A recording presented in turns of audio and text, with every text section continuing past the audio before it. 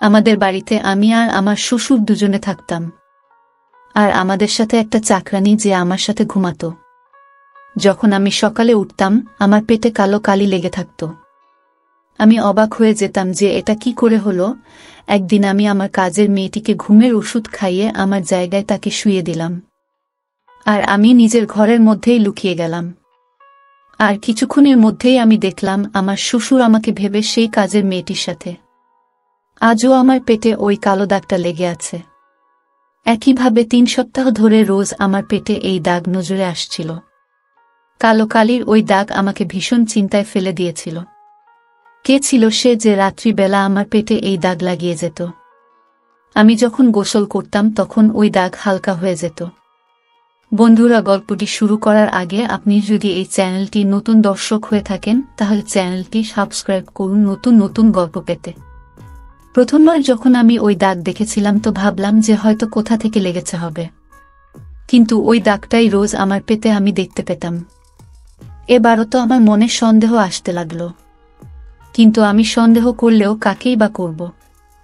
আমার বাড়িতে আমি ছাড়া আর 2টো মানুষই তো ছিল, এক আমার শ্বশুর আর দ্বিতীয় কাজের মেয়েটি যে কিনা আমার বয়সী ছিল। ব্যাপারটা কিছু এরকম ছিল যে আমার বিয়ের পরেই আমার বরকে বাইরে যেতে হয়, কেননা সে ওখানেই চাকরি করে। আমার শ্বশুর বাড়িতে শুধু আমি আর আমার শ্বশুর। শাশুড়ি তো প্রথমেই মৃত্যু হয়েছিল। শফিকুল তার মা বাবার একমাত্র ছেলে ছিল, কিন্তু সে চাকরি করত অন্য দেশে।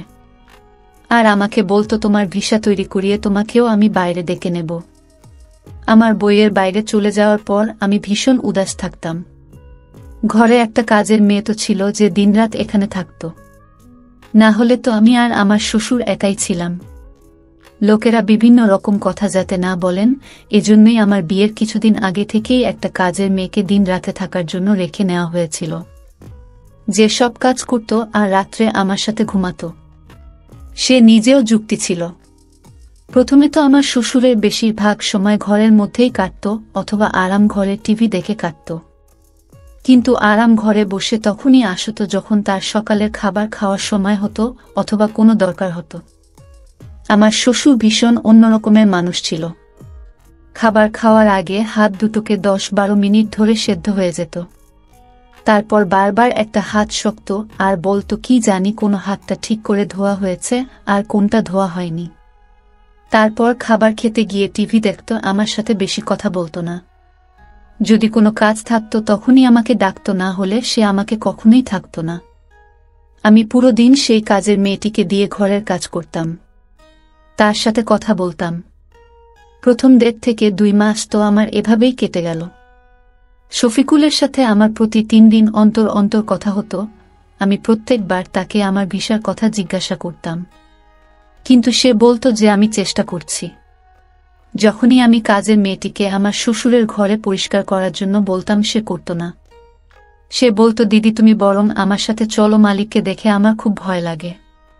ঘর ঝাড়ু দিতে বলে যে তুমি ঠিক করে ঘর পরিষ্কার করো না। আমি কাজের মেয়েটির কথায় হাসতে লাগলাম। কাজের মেয়েটি বলতে লাগলো, না না দিদি, আমার তো তাকে একটু অন্য নজরে বলেই মনে হয়, তার নজর খুব একটা ভালো না। তুমি কি জানো কাল আমাকে সে কি বলল? এত গরম আমার ঘরে, আমি স্নান করতে যাচ্ছি, তুমি চাইলে নিজের ওড়না সরিয়ে কাজ করতে পারো। তা এই কথাটা আমার অদ্ভুত লাগলো। তাকে তো আমি এই কথাটা বলেই এড়িয়ে গেলাম যে তোমাকে মেয়ে ভেবে হয়তো এই কথা বলে দিয়েছে।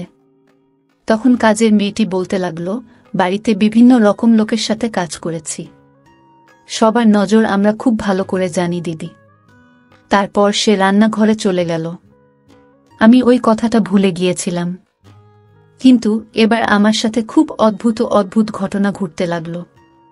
আসলে সে কে ছিল যে আমার পেটে কালো রঙের এভাবে দাগ লাগাতো, আর আমিও বুঝতে পারতাম না। রাতে আমি দেরি করে জেগে থাকতাম। আমার কাজ করার মেয়েটি আমার ঘরের মেঝেতে বিছানা পেতে ঘুমোতো। রাত 2টা পর্যন্ত আমি জেগে থাকতাম, কিন্তু তারপর আমার ঘুম ভেঙে যেত। পুরো দিন ঘরের কাজে লেগে থেকে আমি পুরো রাত জেগে থাকতে পারতাম না। একবার যখন আমি আমার শ্বশুরের ঘরে তাকে চাইতে গেলাম তো আমার তো হুঁশ উড়ে গেল। দেখলাম যে সে কালো রঙের কালি আঙুলে লাগিয়ে পরিষ্কার কাগজে লম্বা চওড়া করে দাগ কাটছিল। তাতে বিকেলের চা দেওয়ার জন্য আমি গিয়েছিলাম, কিন্তু সেখানে আমি যা কিছু দেখলাম আমার তো হুঁশ উড়ে যাবার জন্য যথেষ্ট ছিল। যখন তার নজর আমার উপর পড়ল তখন প্রথমে তো আমি ঘাবড়ে গেলাম। তারপর আমাকে দেখে সে রেগে গিয়ে বলল, তুমি না জিজ্ঞাসা করে আমার ঘরে কেন চলে আসো? তোমাকে কি কেউ শেখায়নি যে দরজার বাইরে থেকে অনুমতি নিয়ে তবেই ঘরে ঢুকতে হয়? প্রথমবার সে আমার সাথে এরকম ভাষায় কথা বলছিল। সে কথা শুনে তো আমার গায়ের রং পুরো ফ্যাকাশে হয়ে গিয়েছিল।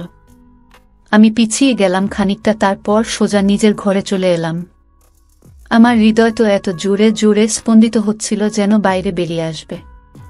আমার পেটে লাগা কালো দাগ আমার মাথার মধ্যে ঘুরতে লাগল। তাহলে কি এই দাগটা আমার শ্বশুর? এই চিন্তা আমার মাথায় আসার সাথে সাথে আমি কেঁপে উঠলাম। এটা অদ্ভুত একটা ঘটনা ছিল। আমি ভাবলেই যেন আমার কি রকম একটা অনুভূতি হতো। প্রথমে তো এই কথাটা মেনে নিতে আমার মন বারবার মানা করেছিল, কিন্তু একটানা বদলে যাওয়া সত্যি হলো এই যে আমার পেটে এই দাগটা হতেই থাকত, আর আমার শ্বশুর ও সেই রঙের কালি সাদা কাগজে আঁকিবুকি কাটত। একবার আমি আমার ঘর থেকে বেরিয়ে রান্নাঘরে গেলাম। তখন আমার শ্বশুর কাজের মেয়েটির একদম পিছনে দাঁড়িয়েছিল। মেয়েটি তো ভীষণ মন দিয়ে বাসন ধুতেছিল, আর শুধু এতটা তার কাছে এসে গিয়েছিল, হয়তো কয়েক ইঞ্চি দূরত্ব ছিল। আমার এই ব্যাপারটা খুব অদ্ভুত লেগেছিল। এর মানে ওই কাজের মেয়েটি কি সেদিন ঠিকই বলেছিল যে আমার শ্বশুরের নজর আর তার মানসিকতা ঠিক নয়? আমি রান্নাঘরে চলে গেলাম আর আমি আমার শ্বশুরকে বললাম, বাবা আপনি এখানে কি করছেন? কারণ আমি আজকের আগে কখনো তাকে রান্নাঘরে দেখিনি। সে আমায় আওয়াজে খুব বাজেভাবে ঘাবড়ে গেল। আমাকে রান্নাঘরে দেখে একটু অন্য রকম মনে হলো তাকে। আমার আওয়াজ শুনে কাজের মেয়েটা আমার দিকে ঘুরল। বোধহয় আমার শ্বশুরের আসার ব্যাপারটা সে খেয়াল করেনি। বাবা অদ্ভুত নজর আমাদের দুজনের দিকে তাকিয়ে রইল। আমি কাজের মেয়েটির চোখের দিকে তাকালাম আর শ্বশুরকে রান্নাঘরে আসার কারণ জিজ্ঞাসা করতে লাগলাম। তখন সে বলতে লাগল, আমি এই কাজের মেয়েটাকে তাড়িয়ে দেব। এছাড়াও দেওয়ার পর হাত না ধুয়ে বাসন ধুতে চলে গিয়েছিল। ওর হাত নোংরা। আমার শ্বশুর ভীষণ চিন্তায় ছিল আর বিরক্ত হচ্ছিল। মেয়েটিও ভীষণ বিরক্ত হয়ে গেল আর বলতে লাগলো, মালিক কেন মিথ্যা কথা বলছেন? আমি প্রথমেই হাত ধুয়েছি আর তারপরে সে রান্নাঘরের বাসন হাত দিয়েছি। তখন আমার শ্বশুর তো কাজের মেয়েটির সাথে তর্ক করতে লাগল আর বলতে লাগলো, আমার ছেলেটা কি শুধু শুধু নষ্ট করার জন্য তোমাকে মাইনেও দেব আর তুমি ঝাড়ু হাতে বাসন ধরবে? এটা তো আমি আজকে তোমাকে দেখে নিলাম, না হলে কি জানি তুমি কবে থেকে নোংরা বসনে আমাকে খাবার দাও। আমি আমার শ্বশুরকে অনেক করে বললাম, আপনি এখান থেকে যান, আমি নিজেই কাজের মেয়েটির সাথে কথা বলে নিচ্ছি। কিন্তু সে আমার উপরেও রেগে গেল এবং বলতে লাগল, তুমি নিজে নরম বললেও এরকম করতে পারে, না হলে আমি এই মেয়েটাকে দুদিনে সোজা করে দেব। আমার ছেলে বাইরের দেশে গিয়ে না জানি কিভাবে নিজেকে জ্বালিয়ে ঘরে টাকা পাঠায়, আর এই মেয়েটা আমাকে বাজে নোংরা বাসনে খেতে দেয়। আজ থেকে তুমি আমার বাসন ধোবে। আমি এই মেয়েটার হাতে বাসন দেখলে ওকে ঘর থেকে ধাক্কা মেরে বের করে দেব। কাজের মেয়েটি কাঁদতে লাগল আর বলতে লাগল, আমি এখানে কাজ করব না। যদি পয়সা নিয়ে থাকি নিজের মেহনতের জন্যই নেই। আমি নিজের মান সম্মান বেচে নিজে এই মালিক আমাকে এত কথা শোনাবে। সেও রাগের মাথায় চাকরি ছেড়ে দেওয়ার জন্য তৈরি হচ্ছিল। আমি তাকে গলা জড়িয়ে ধরে চুপ করালাম। আমার শ্বশুরের সাথে একা থাকতে আমি কিছুতেই চাইছিলাম না। আমার মনের এটুকুই জোর ছিল যে অন্তত একটা মেয়ে তো আমার সাথে রয়েছে। এদিকে আর একটা সমস্যা থেকে বের হতে পারছিলাম না যে আমার পেটে কালো কালির দাগ আসতো কোথা থেকে, আর একটা কাজের মেয়ের সাথে থাকার পরেও কি করে আমার শ্বশুর আমার ঘরে আসতে পারত। আমি কাজের মেয়েটাকে বললাম যে তুমি বাসনে হাত দিও না, আমি নিজে ধুয়ে নেব, কিন্তু তুমি কাজ ছেড়ে যেও না।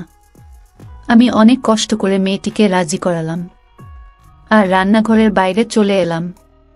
তখনই আমি ফোনে আমার শ্বশুরকে আমার বরের সাথে তর্ক করতে দেখলাম, সে যাতে সেই কাজের মেয়েটিকে ঘর থেকে বের করে দেয়।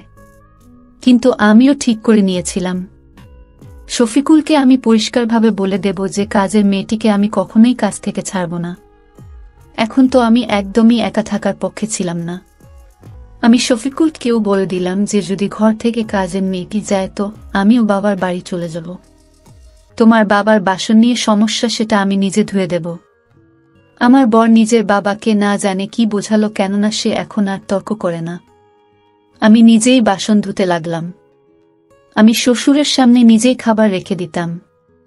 এরপর আমি যখন কিছুক্ষণ আরাম করার জন্য ঘরে যেতে লাগলাম, তখন সে আমাকে বলতে লাগল, আজকের পর যেন আমার ঘরেই কাজের মেয়েটিকে আমি না দেখতে পাই। আজকের পর আমার ঘরে পরিষ্কারের কাজ তুমি নিজেই করবে। এটা শুনে আমি মাথা নাড়িয়ে হ্যাঁ বলে দিলাম।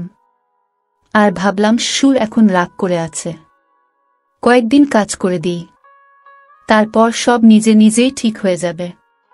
কিন্তু আমি কি করে বুঝব যে তার নিজের ঘরে আমাকে ডাকার কি কারণ থাকতে পারে? আমি যখন আমার শ্বশুরের ঘরে জিজ্ঞাসা করে ভিতরে গেলাম যাতে তার ঘরের পরিষ্কার পরিচ্ছন্নতার কাজ করতে পারি, তখন সে আবার কালো কালির মধ্যে আঙুল ডুবিয়ে বসেছিল আর আরেকটা সাদা কাগজের উপর আঁকিবুকি কাটছিল। আমাকে দেখে সে সবকিছু আলমারির মধ্যে ঢুকিয়ে দিল আর নিজে সোজা হয়ে বসে পড়ল।